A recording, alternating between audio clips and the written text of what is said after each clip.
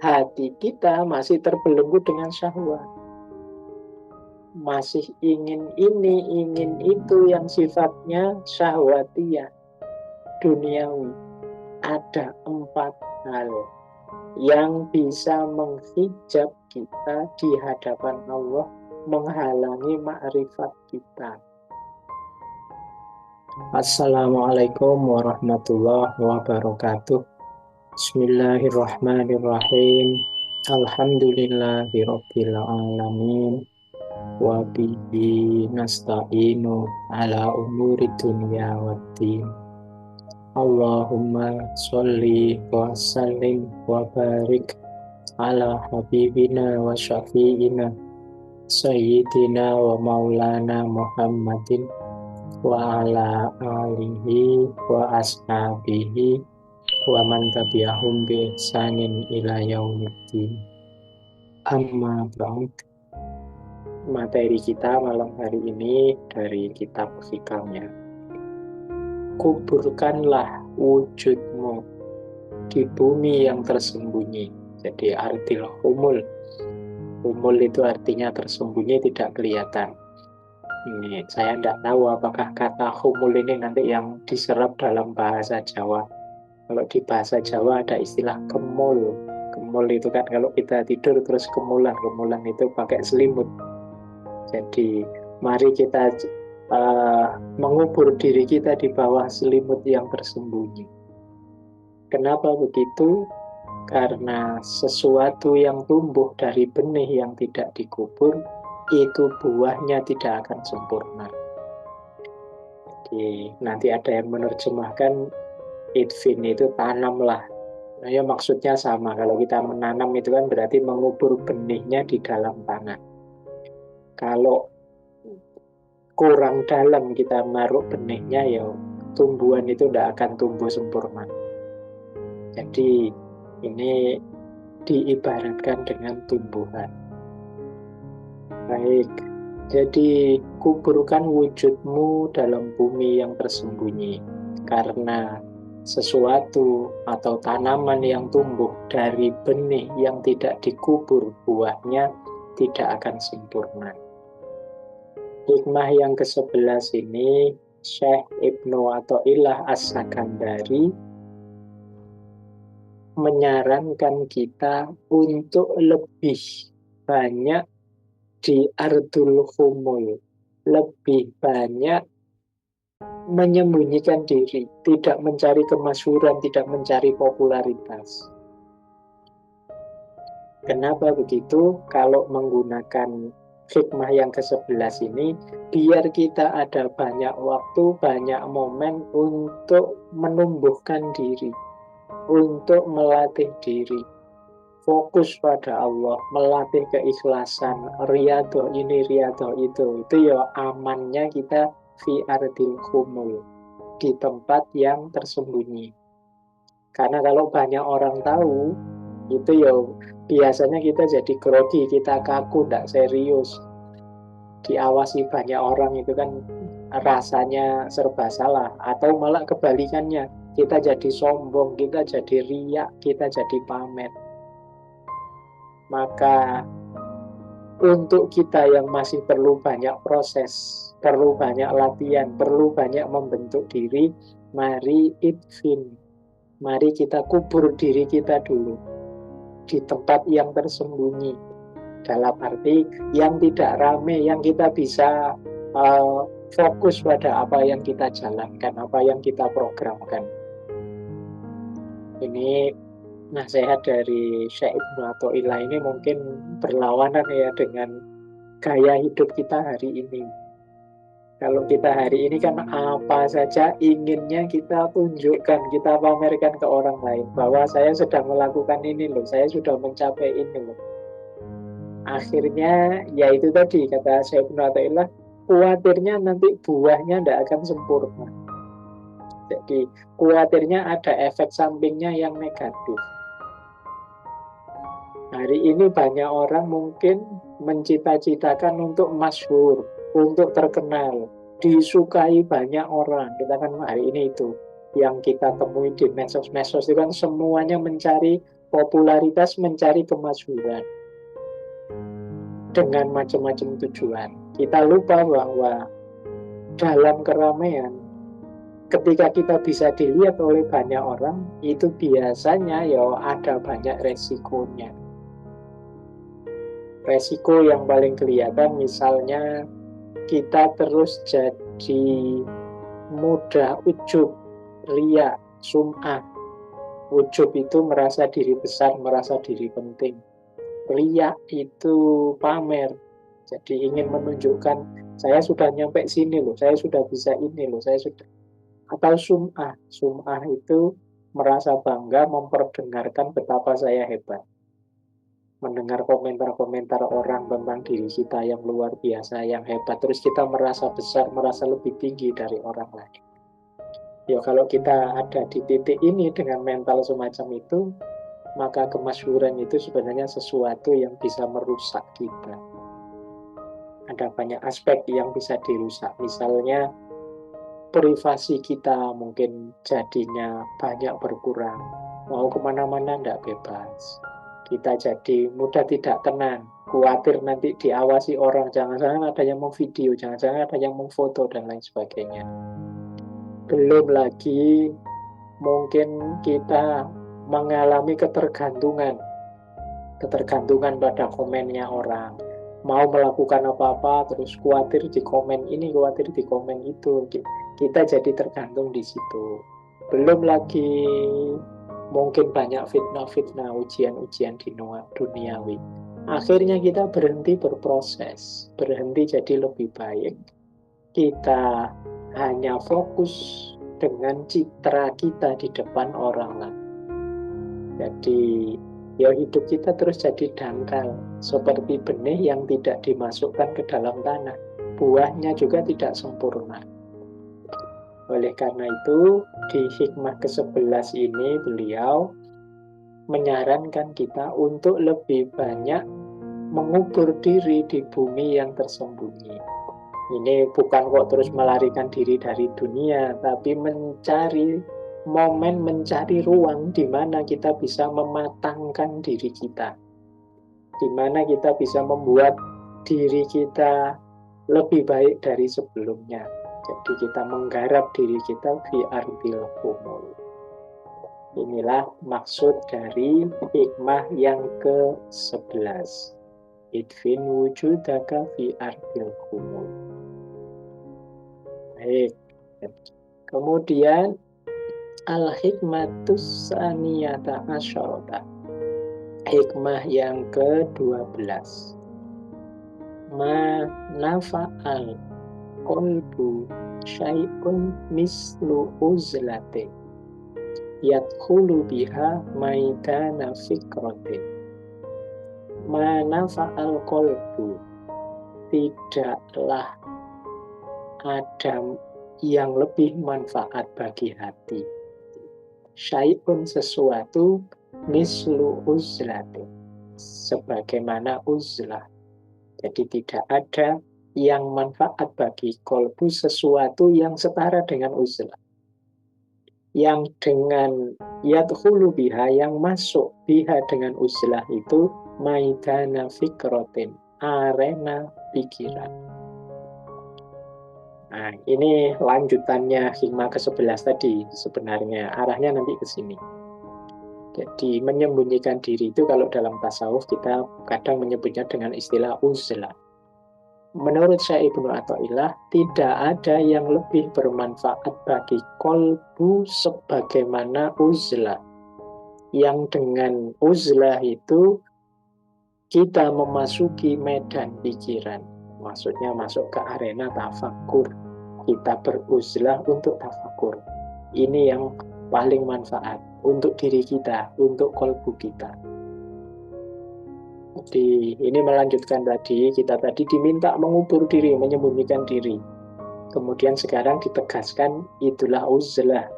Yang dengan itu kita bisa masuk ke medan tafakkur. Jadi medan tafakkur itu medan di mana kita merenungi hidup ini, berkontemplasi tentang hidup ini.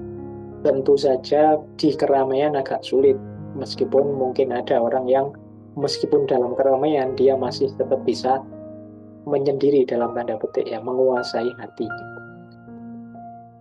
Uzlah itu kalau dalam tasawuf ya ada beberapa istilah yang dekat dengan uzlah yang kadang orang mungkin agak kecampur definisinya ya. Ada uzlah, ada kholwat, ada infirot. Infirot itu menyendiri. Nanti ada juga zuhud. Ini istilah-istilah ini dekat yang kadang-kadang kita tercampur pemahamannya karena memang sangat dekat. Kalau uzlah ini sama maksudnya dengan infirot, menyendiri, menjauh, memisahkan diri, itu namanya uzlah. Yang dimaksud memisahkan diri dari keramaian. Kemudian kalau kholwat, ini sama. Kholwat itu ketika kita secara fisik menjauh, memisahkan diri dari orang lain. Jadi ini namanya kholwat. Khola itu artinya kosong, kita bersihkan semuanya, kita menyendiri saja. Kemudian ada zuhud. Kalau zuhud itu kondisi jiwa, kondisi hati yang sudah tidak tertarik lagi, tidak jatuh cinta lagi dengan dunia. Ini namanya sudah zuhud. Buahnya uzlah dan kholwat antara lain terbentuknya pribadi kita yang zuhud. Tadi di hikmah ke-11 kita diminta mengubur diri kita, mematangkan diri kita dengan cara uzlah, kholwat, dan lain sebagainya. Di situ kemudian kita bisa membentuk jiwa kita, kolbu kita jadi jiwa yang zuhud. Jiwa yang tidak lagi cinta dunia. Tidak cinta dunia tidak harus diterjemahkan tidak punya apa-apa. Yang duniawi punya, tapi tidak cinta. Dipergunakan, dimanfaatkan sesuai kebutuhan saja. Jadi kendaraan kita untuk menuju Allah. Nah, di hikmah ke-12 ini, Syekh Ibnu Athaillah menegaskan tidak ada yang lebih manfaat bagi hati kita selain kita beruzlah. Jadi menjauh sebentar dari keramaian, yang di situ kemudian kita masuk ke arena berpikir. Ini kemarin waktu kita mengaji filsafat di tema-tema kebudayaan hari ini yang serba instan, serba ingin cepat, kebudayaan yang melelahkan, burnout society dan lain sebagainya, itu kan kemarin di antara kesimpulannya adalah hari ini kita perlu menarik diri sebentar. Hari ini kita perlu momen-momen di mana kita menjauh sebentar dari keramaian untuk refleksi, untuk kontemplasi, merenungi hidup kita, apakah sudah tepat, di titik mana yang masih kurang, bagaimana kita meningkatkannya, dan lain sebagainya. Ini yang dalam agama disebut tafakkur. Jadi kita uzlah, menjauh dari keramaian untuk tafakkur. Di tafakkur ini kita memuhasabai hidup kita, menghitung, merenungi, berkontemplasi tentang hidup kita. Untuk kemudian kembali lagi dengan jiwa yang lebih matang. Dengan buah yang lebih matang. Pikiran kita yang sudah tidak lagi terlalu cinta dengan dunia, tapi sudah bisa mengontrol hati kita dengan cara yang positif. Jadi ini yang dimaksud oleh Syekh Ibnu Athaillah. Kita mengubur diri, kemudian di situ kita menghindari jiwa yang tidak matang sebagaimana buah yang kurang ditanam. Dari situ kita menjauh untuk melakukan refleksi, untuk melakukan tafakkur. Jadi yadkhulu biha maidana fikrotim. Untuk membantu tafakkur kita, teman-teman bawa catatan, bawa buku untuk muhasabah, mencatat diri kita saja.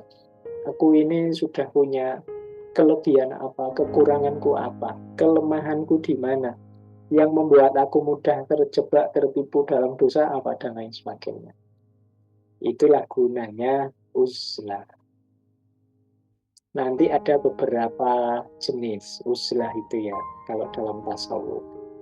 Ada yang uzlah itu fisikal, jadi ya memang benar-benar menjauh dari keramaian, mengurangi interaksi yang tidak perlu, pergi ke tempat yang sunyi. Seperti kholwat tadi, kholwat itu nanti di beberapa tarekat nanti ada ruang khusus untuk kholwat. Biasanya kecil saja untuk satu orang, yang itu ada pintunya bisa ditutup. Jadi di dalam situ tinggal orang beribadah. Nah, ini namanya uzlah fisik. Memang benar-benar menjauhi keramaian. Nanti ada mungkin seperti banyak di antara kita yang sulit nyari momen khusus, nyari ruang khusus karena kesibukan-kesibukan kita. Nah, ada istilah uzlah hati. Uzlah hati itu ya memang kita menjaga hati kita saja.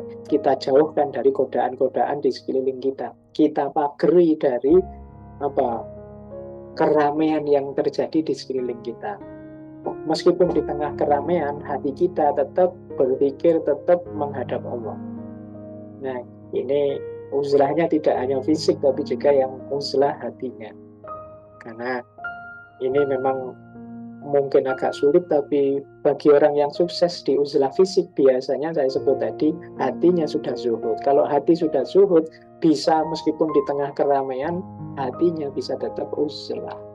Jadi tidak terikat oleh kecintaan dunia. Kalau di Jawa ada istilah topo ngerame. Topo ngerame itu, topo itu semacam tirakat, semedi, puasa, tapi di tengah keramaian. Biasanya orang semedi itu kan kesannya ke hutan-hutan, topo itu yang nyari tempat-tempat sunyi. Tapi ini ngerame di tengah keramaian.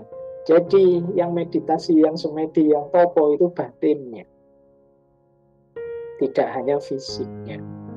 Nah, ini mungkin jenis idfin tadi, jenis uzlah tadi, tapi secara fisik tidak memungkinkan, maka kita melatih hati kita, melatih jiwa kita untuk meskipun dalam keramaian kita masih tetap uzlah. Ada lagi, pernah saya baca itu ada istilah uzlah ilmiah. Kalau uzlah ilmiah ini kita menyendiri untuk belajar, memang untuk ilmu, dalam rangka mematangkan kualitas keilmuan kita menyendiri. Jadi ini strateginya agak berbeda dengan saran. Kalau belajar itu senang diskusi, debat, bertukar pikiran dengan yang lain. Ini strateginya berbeda. Justru mencari ilmunya dengan cara menyendiri, menjauh dari keramaian, menelaah sendiri, memikir sendiri, dan lain sebagainya. Ini kan menyebutnya uzlah ilmiah. Kalau ada teman-teman yang mungkin skripsinya atau tesisnya atau disertasinya tidak jadi-jadi, opsi untuk uzlah ilmiah ini bisa dipertimbangkan. Jadi siapa tahu dengan menyendiri, tidak terdistraksi oleh macam-macam, tugas-tugas keilmuan kita bisa lebih cepat selesai. Ya, baik, silahkan nanti teman-teman mengaplikasikan sendiri, mengkontekstualkan sendiri ya anjuran untuk uzlah ini. Saya tahu situasi hari ini memang tidak sesimpel zaman dulu orang bisa menyendiri begitu saja, tapi bisalah kita atur ya. Kalau dalam sejarah kan kita kenal misalnya bagaimana Nabi Ibrahim yang menjauh dari umatnya ketika mereka semakin menjadi menyembah berhala dan lain sebagainya. Itu kalau tidak salah teman-teman boleh membaca misalnya surat Maryam ayat 48. Ini Nabi Ibrahim pada ayah beliau yang tukang buat berhala. Nabi Ibrahim bilang begini, wa a'tazilukum wa ma tad'una min dunillah wa ad'u rabbi. Dan aku akan menjauh dari dirimu dan apa yang engkau panggil selain Allah. Tapi aku akan berdoa pada Tuhanku, semoga aku dengan doaku nanti tidak kecewa. Jadi maksudnya Nabi Ibrahim, ini umat ini sudah sulit diperbaiki, ya sudah saya yang minggir, saya menjauh dulu. Hal yang sama terjadi, kita mungkin masih ingat ada kisahnya Ashabul Kahfi, anak-anak muda yang kecewa melihat zamannya, melihat eranya, banyak kezaliman, banyak kerusakan, banyak kekufuran, dan mereka merasa tidak berdaya menghadapi semua itu. Mereka juga khawatir diri mereka sendiri ikut terpengaruh. Akhirnya mereka uzlah, mereka keluar dari masyarakat, mencari tempat sunyi di satu gua, dan mereka tertidur di sana 309 tahun. Kisahnya Ashabul Kahfi. Ini ilustrasi saja bagaimana contoh-contoh ketika orang mengambil keputusan untuk melakukan uzlah. Ya seperti saya bilang tadi, situasi kita mungkin jauh lebih kompleks hari ini. Tidak sesimpel itu untuk menjauh dari orang banyak. Saya tahu teman-teman ini sebenarnya mungkin hari ini banyak uzlah, tapi uzlah di kamar sambil pegang HP. Seolah-olah tidak terhubung, tapi ya sebenarnya kita masih dalam keramaian karena medsosnya jalan terus sebenarnya. Kalau tubuhnya sih di kamar sendirian, tidak diganggu, tidak mau diganggu. Tapi ya pikirannya, aktivitasnya masih aktivitas keramaian.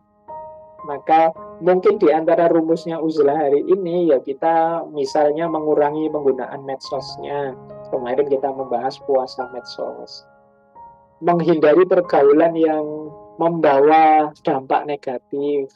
Menjaga hati kita biar tidak terjebak terlalu dalam dengan urusan-urusan dunia yang mendistraksi kita dari jalur yang lebih hakiki menuju Allah.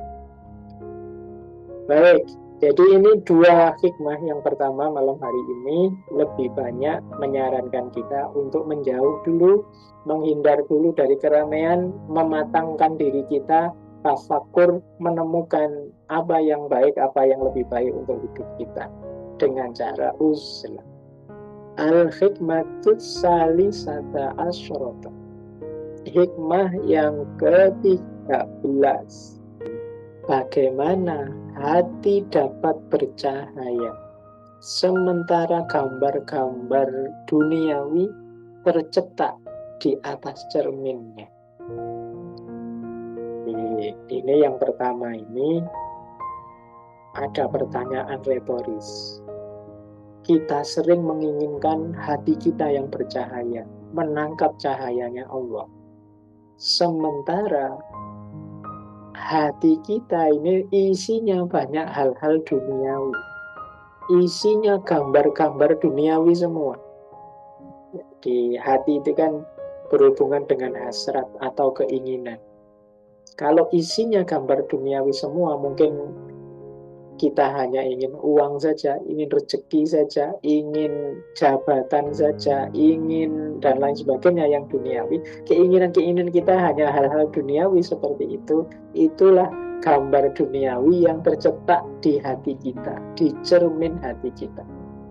Loh, kalau cermin hati kita sudah penuh dengan gambar duniawi, bagaimana kita kok memimpikan datangnya cahayanya Allah? Hati bercahaya oleh cahayanya Allah. Ya tidak mungkin bisa mantul. Kenapa? Cerminnya sudah gelap, sudah penuh gambar. Kalau teman-teman mungkin bisa membayangkan ya, ada cermin kok terus sudah penuh dengan stiker-stiker gambar. Ya meskipun kita sinari dengan cahaya, ya cahayanya tidak akan mantul, tidak akan bisa masuk. Beda kalau dia sudah bersih dari gambar-gambar, cahaya akan bisa masuk, bisa mantul. Kita ingin diri kita mendapat cahaya, diri kita bercahaya, tapi hati kita penuh dengan gambar-gambar dunia. Ya tidak bisa. Dan itu sebenarnya karena pertanyaannya kan pertanyaan retoris. Jadi kita sering, ini kan kalau di filsafat namanya paradok. Kita ingin apa, tapi yang kita lakukan apa? Bertentangan dengan keinginan kita. Ingin lulus terbaik, tercepat, tapi malas belajar. Ingin rezeki lancar, tapi malas bekerja. Ini namanya paradok-paradok. Nah, yang pertama ini beliau menyebut ingin dapat cahayanya Allah, tapi masih cinta dunia. Cirinya apa cinta dunia itu? Ya hati kita masih gambar dunia semua. Keinginan kita masih duniawi. Maka gimana hati dapat bercahaya sementara gambar duniawi tercetak di atas cermin?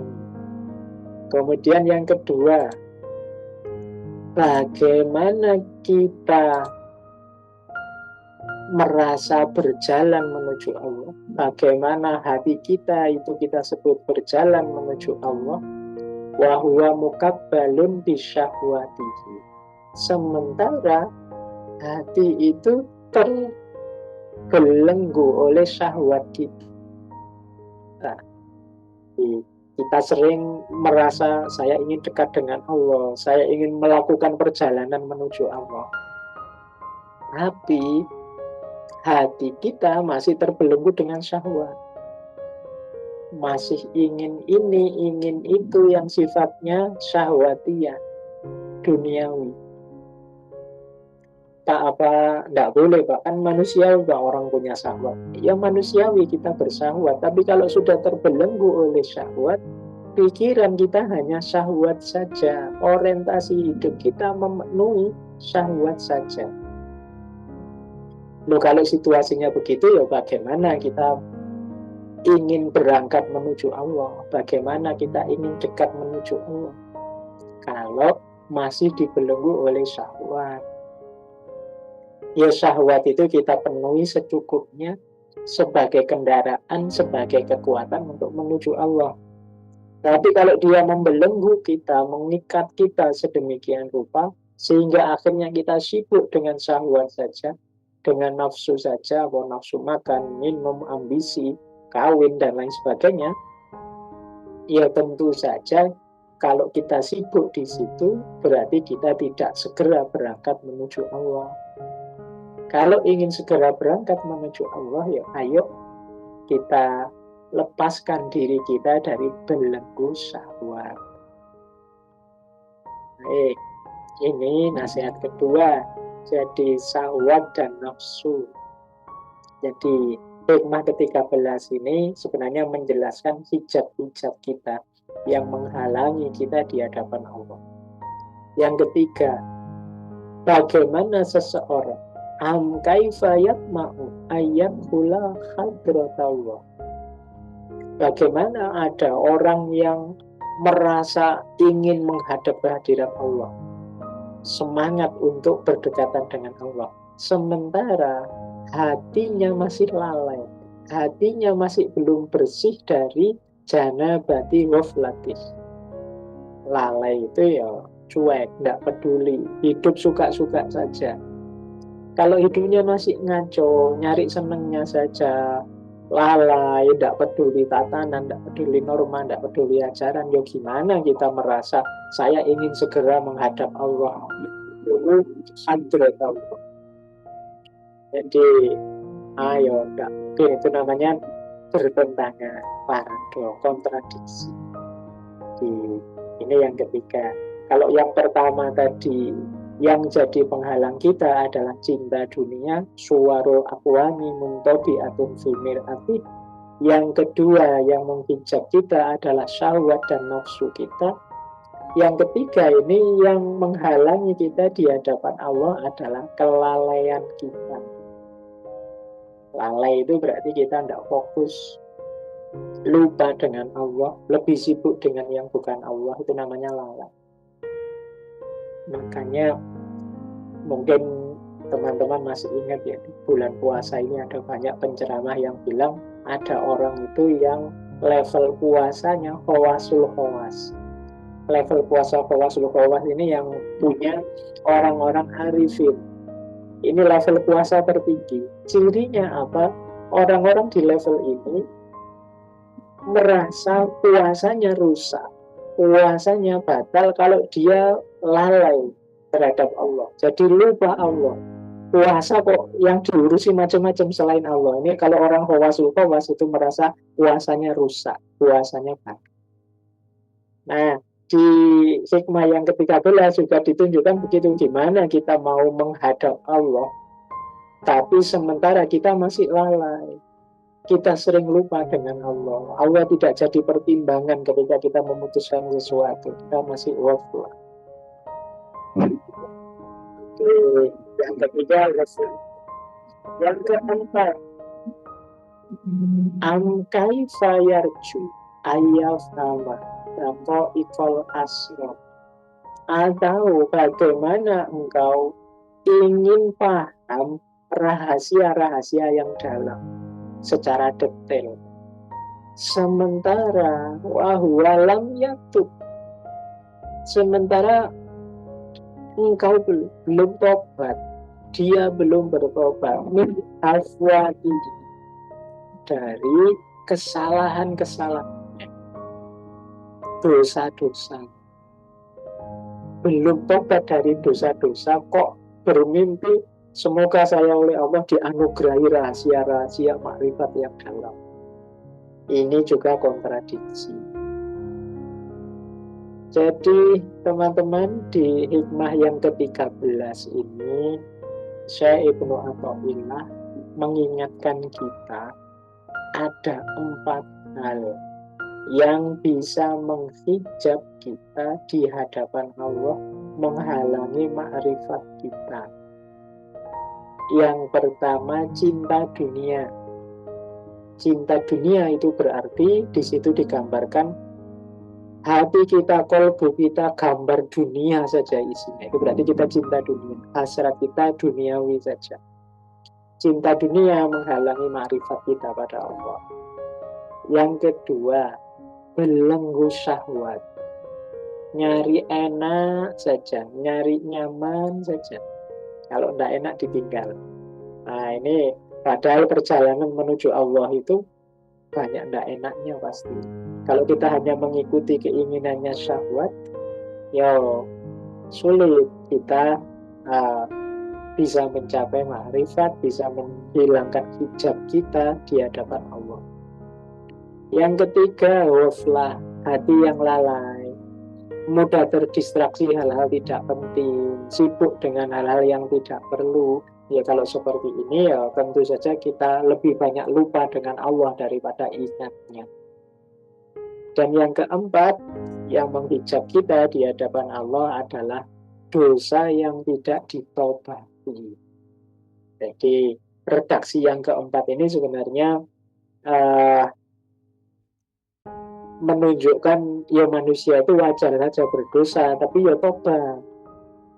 Selama kita belum tobat berarti ya kita belum menyesal sebenarnya dengan dosa-dosa itu. Nah kalau kita belum menyesal dengan dosa-dosa itu, ya apa bisa kita menghadap Allah terus dianugerahi hakikat-hakikat rahasia dan lain sebagainya. Jadi ini peringatan untuk kita ya, pertarungan kita dalam hidup ini saat kita berjalan menuju Allah. Kita bertarung melawan cinta dunia, kita bertarung melawan belenggu syahwat, kita bertarung melawan pikiran yang lalai, hati yang lalai dari Allah, dan juga kita bertarung melawan dosa-dosa dengan cara bertobat. Kalau kita bisa menyingkirkan halangan-halangan ini, hijab-hijab ini, insya Allah lebih mudah kita berjalan menuju Allah, masuk ke hadiratnya Allah.